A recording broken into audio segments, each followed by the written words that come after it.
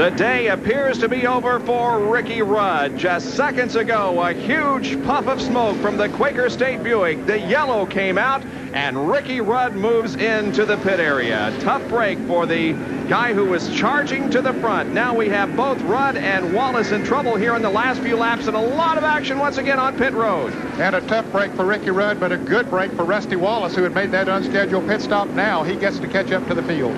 And Rusty Wallace may stay on the racetrack. Probably will. He probably will choose to stay on the racetrack and not pit at all. He may be the leader of this race when they go back to green. A lot of action as cars pull back onto the racetrack. Here comes Sterling Marlin. Davey Allison has to back his Haviland Ford up to get around Ricky Rudd. Jim Sauter back there in the number 44 car moves back onto the track, but Ricky Rudd's problems appear to be terminal. Yeah, we saw some flame underneath the car as he was trying to get in. That means he has a hole someplace. Oil is seeping out on the exhaust system and catching on fire. Tough break for Rick. Let's go to Jerry Punch. Well, a lot of smoke and debris down here. Rudd is trying to get the car refired. It will not refire. They will push the car back behind the wall. And Ricky Rudd in the car, very dejected, very disappointed. They put the Quaker State car back toward the garage area.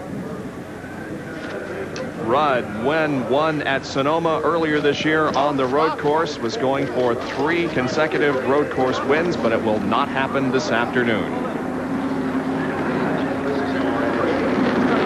I keep looking for Rusty Wallace in this. Oh, it looks like we may have had a crew member hurt, possibly on the Tide crew. Or the Folgers crew. It's right between the two.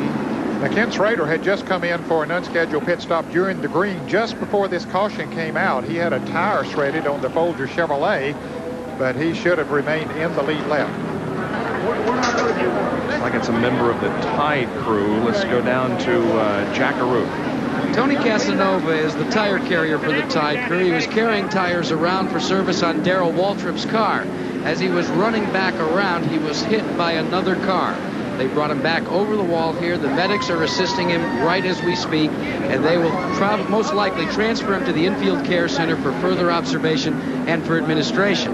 Let's check in with Jerry Punch, who was with Ricky Rudd. Jerry? Now, Ricky Rudd still sitting inside the Quaker State Buick, and Ricky looked like you really might have had him covered. You were making your way to the front, but then it all went away. What finally happened?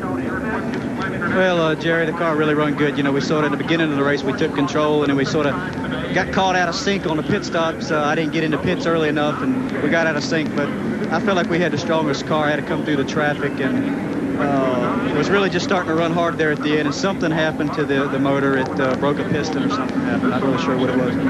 Ricky, you've been gauging the competition all day. You've been running out in the field trying to determine maybe who maybe had a little extra toward the end. With you out of it, who's the strong horse out there? Can anyone run with Morgan? You know, Morgan was pretty strong. Trouble, you know, that we had is getting through traffic to get to him.